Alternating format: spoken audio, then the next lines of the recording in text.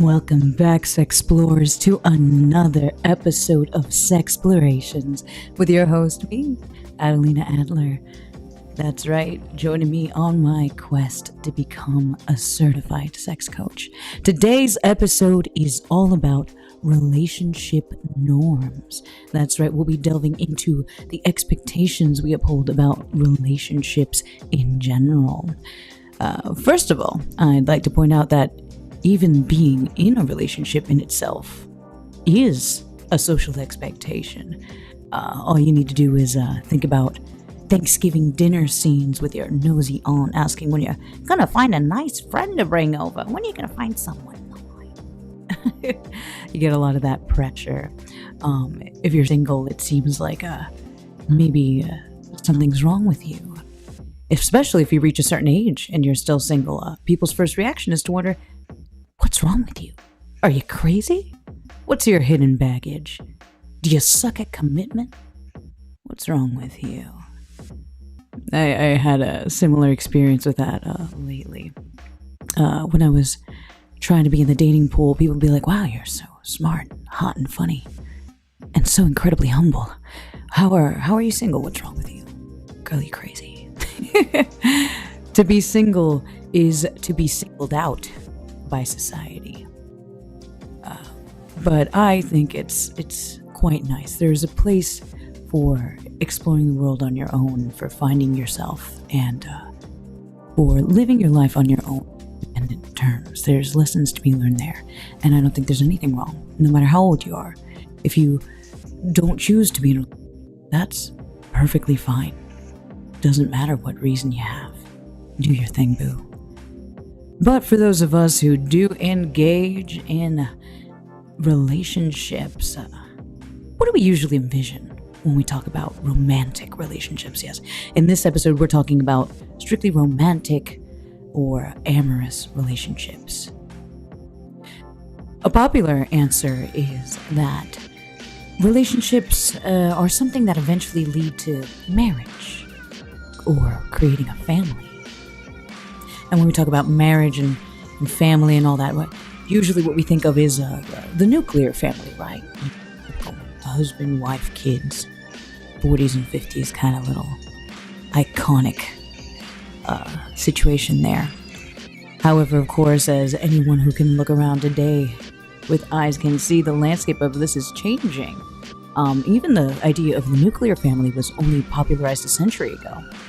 According to the American Academy of Pediatrics, the traditional, quote-unquote, family was multi-generational, with grandparents often living with their children on farms as well as in urban environments, typically with other relatives nearby.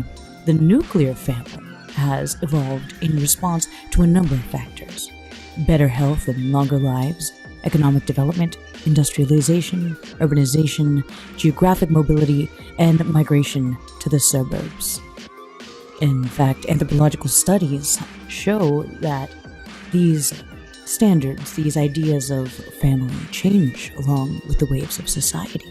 Today, families come in all sorts of beautiful configurations. We got single-parent homes, shout out to the single parents out there.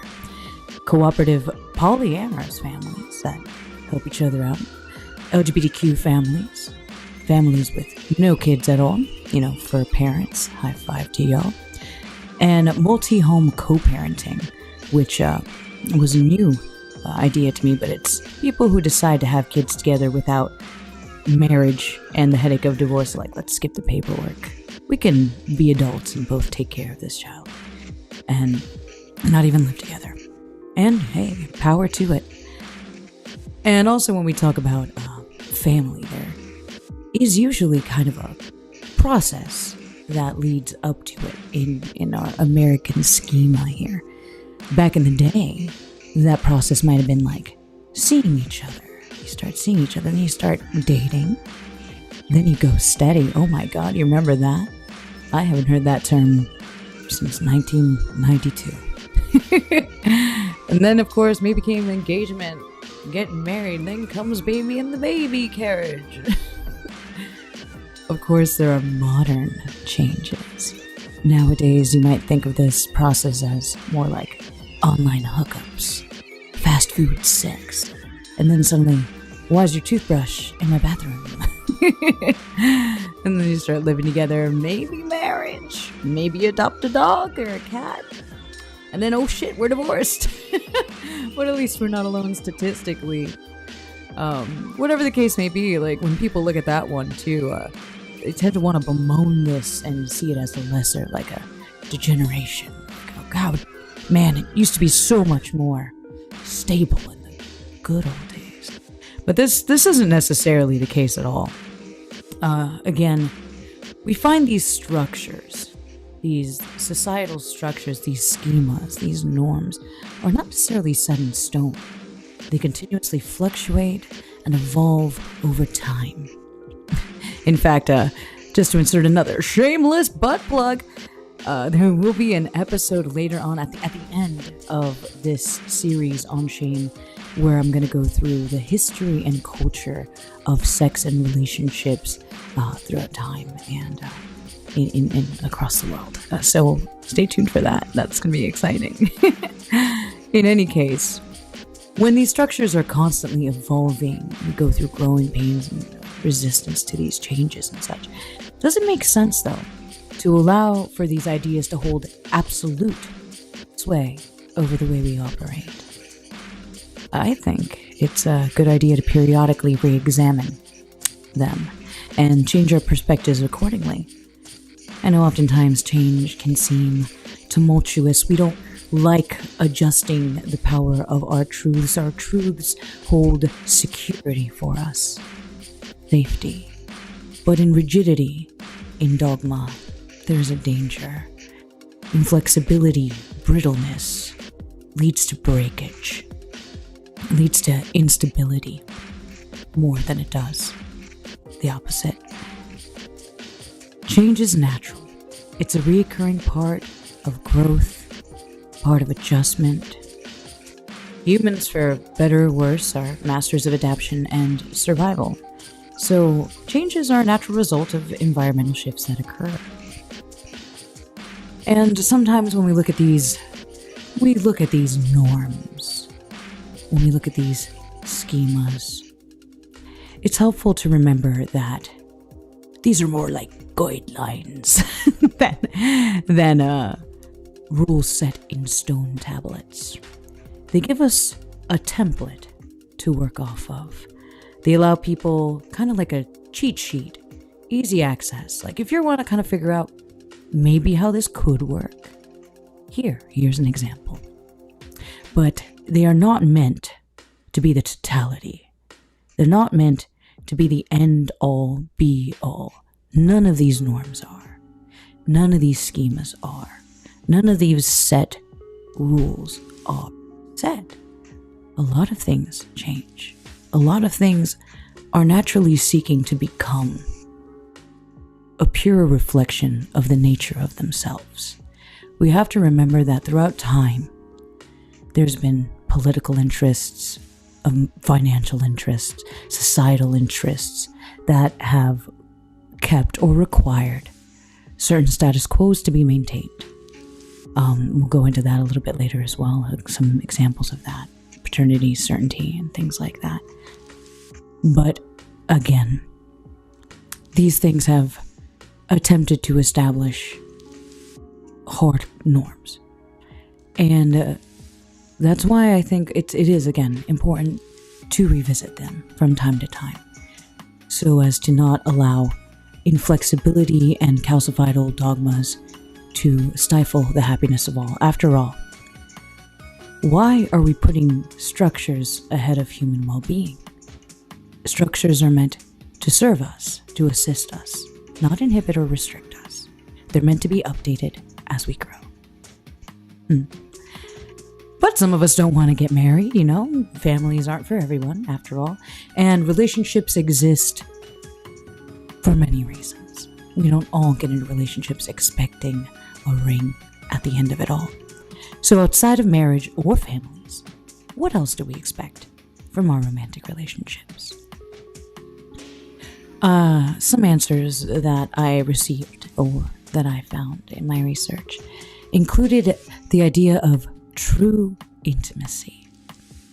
So, how do we define intimacy? I like giving some operant definitions to work off of.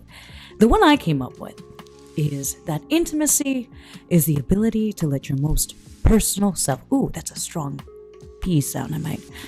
Please fund me at patreon.com so I can get a nice little filter for the P, the P sounds. So intimacy, in my definition, is the ability to let your most personal self become exposed and vulnerable with a person or persons, and have them not only accept that, but nurture, to demonstrate affection towards it, physically, emotionally, spiritually, supported. Intimacy can exist outside of our amorous relationships as well. Friendships, family, professional relationships. I mean, even acquaintances. Think of a therapist and even an escort. Both provide intimacy services, for instance. Now, when we talk about intimacy, there are different expressions as well of intimate connections. I've come up with 3, but I'm certain there might be more. If you can think of some good ones, go ahead and shoot them over to me at askaddyadler@gmail.com, askaddyadler@gmail.com. The first of the 3 that I put up is physical intimacy, of course, touch, sex. Touch is a love language. Then there's emotional intimacy, which is being safe to feel and express your feelings without fear of shame or judgment. And lastly, a friend of mine helped me come up with behavioral intimacy. That one at first was a little bit more difficult for me to grasp, but think about it like this. It's the idea of like, I only do this thing with this person. It's kind of a blend between physical or emotional, and it doesn't necessarily always need to be sexual. A good example of this would be kink. Kink in general, it's enacting intimate behaviors, trusting yourself with another person to share in certain behaviors that can have emotional significance to them. Or it can just be something that's fun for you, and you have that trust. I know intimacy definitely has to do with intrinsic trust. That you won't be betrayed or shamed. So yeah, intimacy definitely is an integral part of a lot of relationships. Next, a lot of people expect contractual agreements, and that sounds a little weird at first. People are like, what do you mean contracts over here? Like, oh, geez. They kind of think of transactionary, that it's very transactionary. I know my old roommate would just bristle at the thought of me saying that. But if you think about it, philosophically, any human relationship we participate in is inherently an exchange. Be it an exchange of ideas, services, or even at its most basic level of time and attention. The nature of interaction, the very nature of it, is exchange. Now, the reason we don't like the idea of transactionary exchanges is because a lot of times it gets a little convoluted with the oppressive, the shadow self of it, when it's abused and it becomes uneven and there's an exploitation behind it. That's what we don't like, and that's unfortunately what we're kind of used to when we think of things like business. We like to think of exchange and transactions in regards to business, and our idea of business has been a little sullied. But what I mean in this instance with contractual agreements is that we expect certain boundaries in our relationships to be respected, acknowledged, and upheld. It's important to understand what our partners and even we ourselves are looking for and expecting whenever we enter any relationship. And I'm talking about not just sexual, even though I think that's extremely healthy. I think one of the most positive things you can do is right off the bat, honey, Tell your partners what you want in the bedroom, what you're expecting. Talk about those limits. Talk about your comfort zones. But these are things you do also in general when it comes to your emotional preferences, all these things. What are our comfort zones? What are our boundaries? When we think about them for ourselves, why do we have them? Are they fair? Do we uphold those same standards for our partner as we uphold in ourselves? And if there are discrepancies there, can we examine those further? Can we take an honest look at ourselves and tweak and adjust as we need to see fit? But in some way, shape, or form, yes, we all have certain expectations and boundaries that go into our relationships, whether we explicitly state them, which I think is extremely healthy, or not. How many times have we heard, I'm not psychic, I don't know what you want. You gotta tell me. Remember, communicating these expectations and comfort zones is extremely healthy. Now, unfortunately, though, a lot of, especially in monogamous relationships, a lot of this language tends to be restrictive when we talk about our contractual, our contracts, our comfort zones. You can't do blank with blank. Why are you talking to your ex? We have a child together. I don't know. And I get it. I get it. A lot of these exist for the sake of maintaining security or, making sure one is secure in one's role within a relationship. I have to say that healthy relationships, I cannot stress this enough, are built on a foundation of trust and security. Now, how we obtain or uphold that security can be either really positive and helpful and nourishing and mutually respectful, or it can be oppressive. It can come from a place of fear and lack and become really destructive. It fills us with paranoia. It comes from a place it's not healthy. We'll get more into that, though, in a little bit. In fact, I think that's going to be something that we touch on in the next episode in particular. I want to be able to give that a long, hard look. But kind of going along those lines, when we talk about parameters that a lot of people in traditional, let's say, quote unquote, normal, quote unquote, relationships look for, a common one we see is the idea of commitment or exclusivity. Now, there is a differentiation, a strong difference between these two. And I want you guys to learn that, at least have something to take away from this today. It's that. Now, whereas a commitment can be seen as an agreement, spoken or unspoken, to devote a certain amount of time and attention to someone or something. I think that exclusivity is it's monopolizing that. It's the desire to monopolize the attention and commitment of something. Now, I know it's an important language shift that I've been noticing lately, because people will say that they're not looking to be exclusive in relationships a lot. Instead of saying, like, I'm not looking for a committed relationship, a lot of people are now changing the lexicon to say, I'm not looking for anything exclusive. And I think this is a very kind of positive language shift, because you can be committed in consensually non-monogamous relationships to all your partners.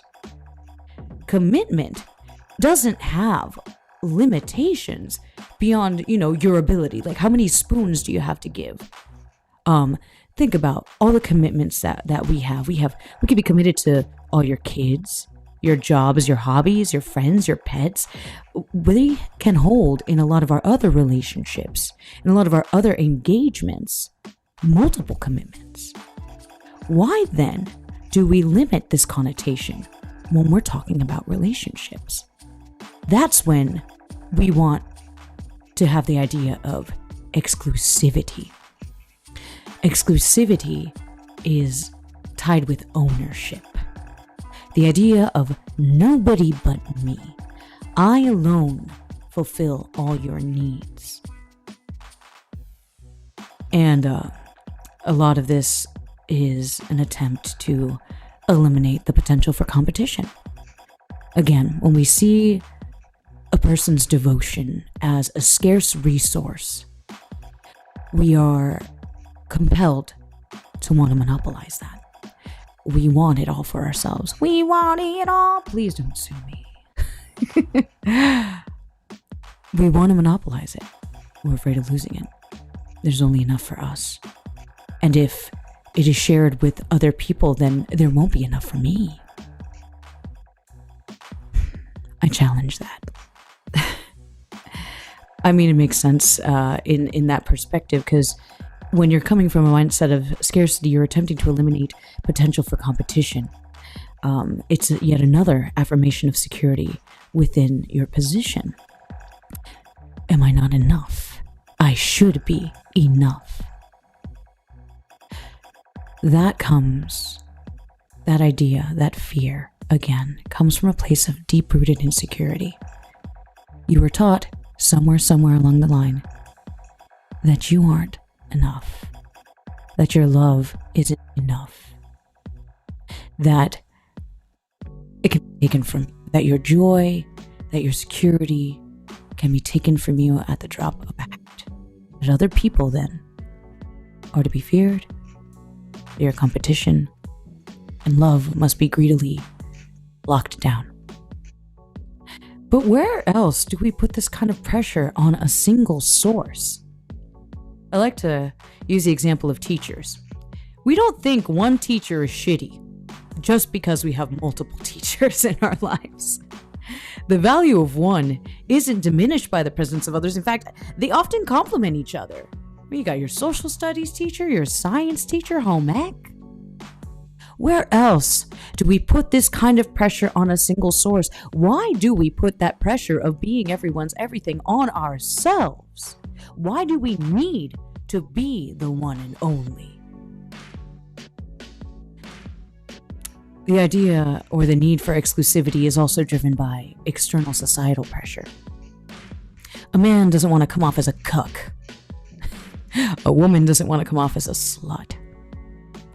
Ironically, both of these put a lot of pressure on the woman. Isn't that interesting? And it goes back further. Historically speaking, a lot of pro-exclusive thought actually stemmed from the issue of inheritance. When it came to passing along your estate and your wealth down the paternal line, when we became a patriarchal society, it was important to make sure that the son who was inheriting your fortune was yours. So the easiest way to do that was to put an emphasis, particularly in the exclusivity of your relationship, especially females. We see kings that had, multiple harems of women, multiple mothers of their children, but not so much the other way around. We called this in anthropology class paternity certainty.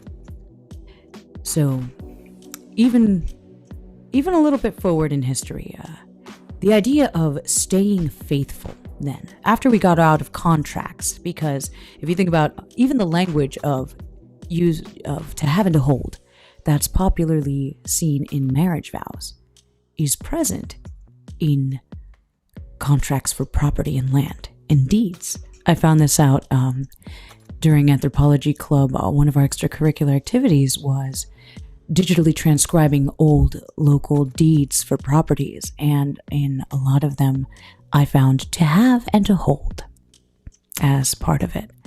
And that's a sober reminder that marriages were contractual. They were contractual affairs that had little to nothing to do with love or romance, and almost everything to do with business and inheritance and property. Now, going forward, romanticism, the era of romanticism, played up the idea of finding your one true love. It was almost a countercultural release of that idea. It was about finding your true love, being noble, and staying faithful. All these things were elevated. They were glamorized. And what do we know about anything that gets glamorized? It's a nice, superficial, but not quite authentic image of the truth. It's a glittered map of the actual thing. So that's why I think that a lot of times we have convoluted the idea of exclusivity with true love, with true devotion. In fact, I see that a lot of times, more often than not, non-exclusive relationships are often miscast as dysfunctional and lesser. I found a website while I was doing my research called HealthyMeHealthyUs.com by Dr. Les and Leslie Parrott. And on this site, I was... I had a moment, guys, because concerning open relationships, they wrote, "This is typically a sign that both participants aren't emotionally ready for a serious relationship, and true intimacy is impossible with other people involved." Oh my God. Oh, guys, this can't be further from the truth. And again, we'll be exploring exactly why come next episode. Oh, but yes, somewhere along the line, because of these ideas that we have fostered for centuries, these amalgams of this same idea, we've come to believe that exclusivity that's not the case. Again, commitment is devotion of time and attention to someone or something, and it is not necessarily a finite resource. Now, of course, we've got to be honest with what we're able to give, to whom, how much. We have to constantly examine and evaluate ourselves to not make any promises we can't keep. But no, we are most certainly able to do this.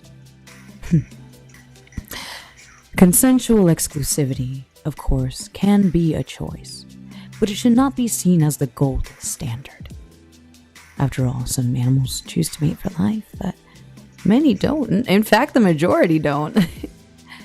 Significant intimacy and devotion can exist for more than in our lives. When we think of our family, our friends, we understand this to be true. And yet, for some reason, a lot of us lock out that possibility when it comes to our romantic relationships. And again, just to be clear, I don't want to poo-poo on your choice to be in a monogamous relationship.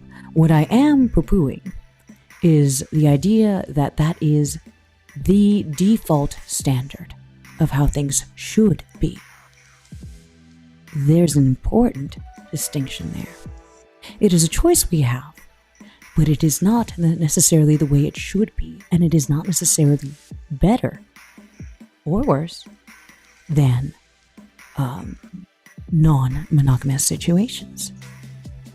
In fact, on the next episode, I want to explore what healthy relationships are in general, all the facets and qualities that define a good, healthy, solid relationship, and where potential toxicities might lay. I want to hear your input on that too. What do you think makes up a healthy relationship? Send your answers over on to AskAddieAdler@gmail.com or comment below wherever you are. If you've got YouTube, if you're on Facebook, go ahead and see me there. I'd like to hear from you there. We're also going to go and touch on alternative relationship styles, alternative marriage styles. We're going to take a look at hand fasting and other pagan traditions when it comes to weddings. We're also going to touch on ENM, not to be confused with the news channel. We're talking about consensual non-monogamy there, a little more in depth. And we're going to take a look at how we can partake in good, healthy, solid relationship practices no matter what kind of relationship we choose to pursue. I want you to know you have options. There are options, and a lot of them are valid. So I hope you'll join me for that next Thursday, guys. Thanks again for joining me tonight. I'm trying to keep these streams at about a good, comfortable half an hour. So hopefully you're enjoying yourself so far and learning some things along the way. I want to say a big shout out, a big thank you, because I've already got some support on Patreon. So thank you so much, my sweet, wonderful patrons so far.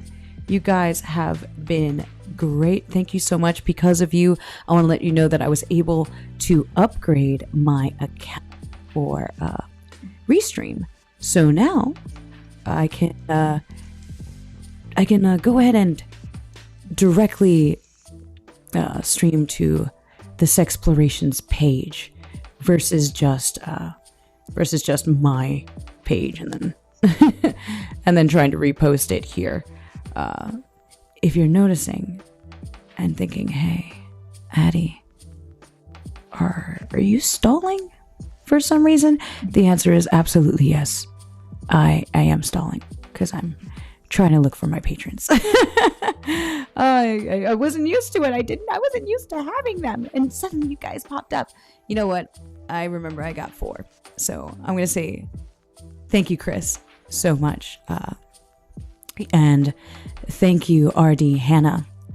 Thank you, Emily. And thank you, Devin. I appreciate you guys so much.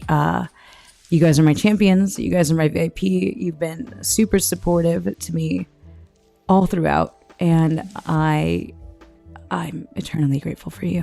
If you'd like to become a patron for me, go ahead and follow me over here on www.patreon.com/Sexplorations. That's right. And make your commitment to me.